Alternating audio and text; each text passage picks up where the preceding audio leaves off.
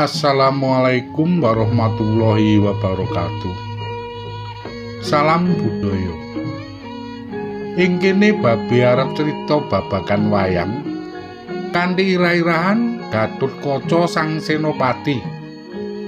Mengkene critane. Ana ing Praja Amarta, jangkep Nayaka Praja lagi ngrembug babagan murcane Gatotkaca sing mendra sakwise kawisuda dadi senopati ing Praja Amarta. Prabu Puntadewa lan Werkudara tuwuh rasa wasumelang awit kawisudane Gatotkaca pinangka senopati Praja Amarta ora rena ing penggalihe. Katitik lunga ninggalake Praja Amarta tanpa ana sing dipamiti. Bathara Kresna hanengahi paring pangandikan kanggo ngedhem swasana menawa lungane Gatotkaca ora merga ora setuju pinilih pinangka senopati. Ananging lungane Gatotkaca wis kena dipastekake ngudi undhak ing ilmu nikelake kadigdayane. Prabu Puntadewa uga nakokake marang Raden Werkudara.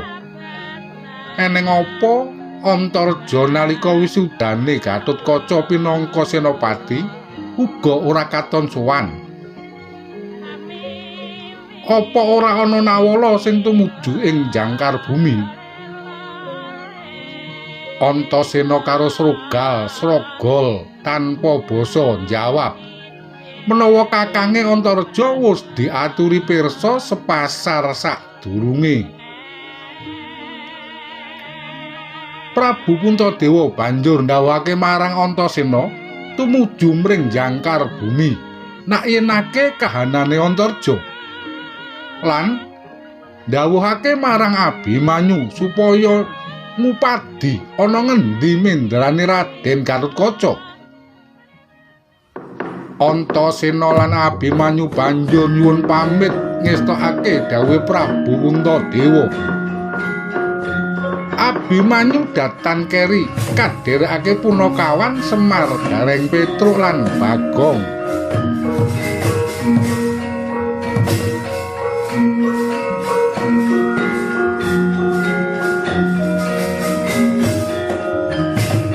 Ing satengahing marga kepanggih Kang Raka Antasena kang lagi lumayu lan ngandhakake menawa kakange Antareja ngamuk bakal balela mring Praja Amarta.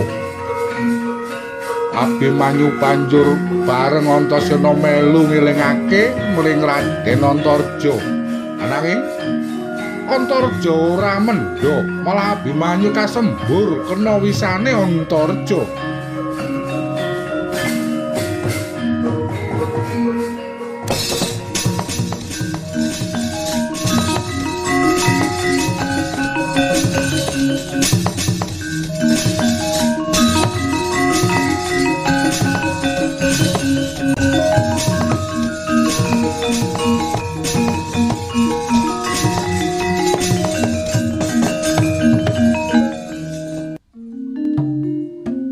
Padha wancine bareng kelakone ana ing sairinging samudra sisih lor ana Nalendra muda kang aran Raden Gatotkaca angrek gemeng sidhem permanem tapa brata nyuwun mring kersaning Gusti awit rumangsani menawa isih kurang ing babagan pamawas pinangka senopati.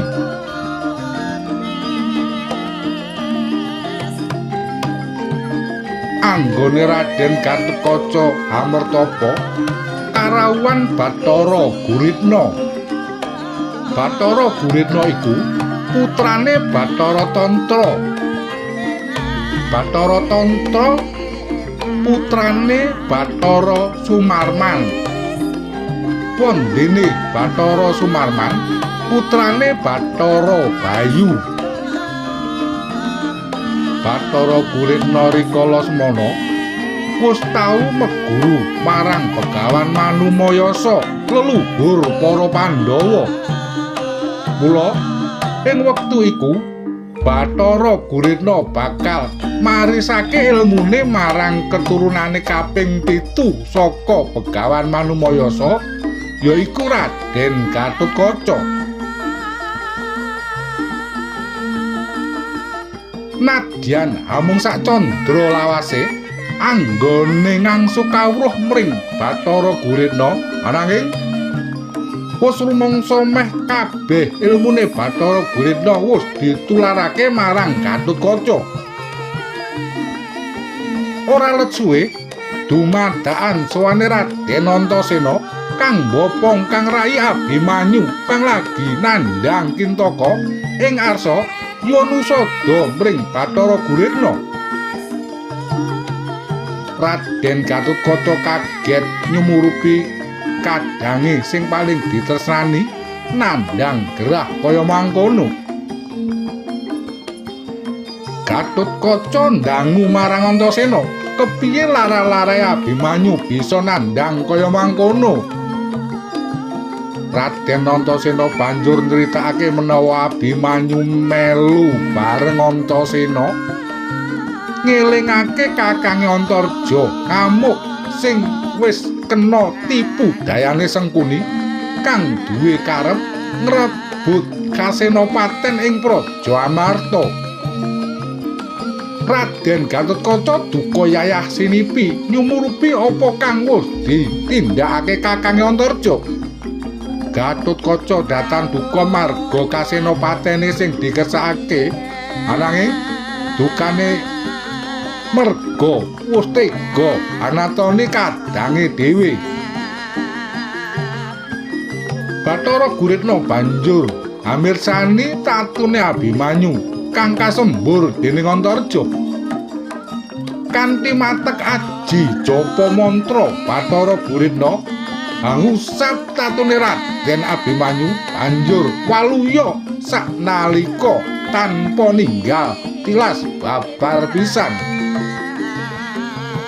Raden Abimanyu banjur eling anggone Kintaka. Raden Gatotkaca banjur ngrangkul kadange sing ditresnani lan ngaturake panuwun marang Bathara Guritna. Banjur nyuwun pamit ing ngarsa mrebeki kadange Antarja kang lagi ambalela.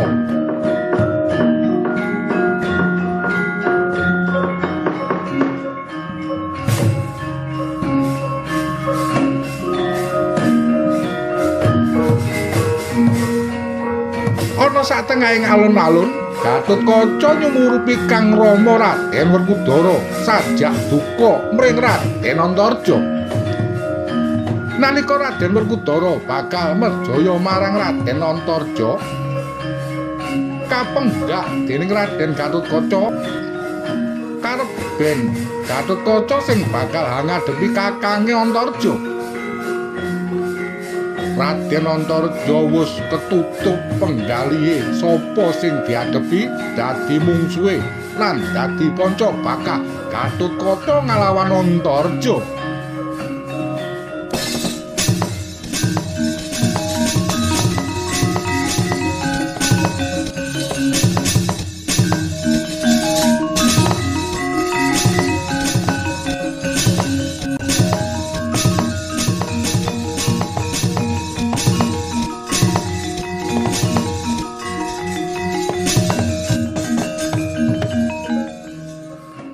Raden Anoman hanya keti anggone padha panca bakah iku. Awit Anoman nyumurupi ana kang nyolowadi ing ragane Antarja. Ora bakal putra Pandhawa duweni watak kang kaya mangkono. Anoman sigra mlumpat ing gigiring Antarja kanthi maca mantra anjabut sukmane Dasamuka kang wus manjing ing ragane Antarja lan kaajar sukmane Dasamuka dening Anoman. Sawise oncat sukmane Dasamuka, Raden Antarja banjur mlumpruk tanpa daya lan rumangsa isin wis gawe ontran-ontran balela mring Praja Amarta. Antareja banjur njaluk pangapura ngakoni luput marang kadang putra Pandhawa. Amung semene crita cekak babagan wayang. Kanthi ira-iran Gatotkaca sang senopati. Besok bisa kasambung meneh crita sak candhake. Ana ing crita mau bisa kapetik pelajaran. Sak sapa wae kang nglakoni salah ing tembene wis mesti bakal seleh. Cukup semene. Akhirul salam. Wassalamualaikum warahmatullahi wabarakatuh.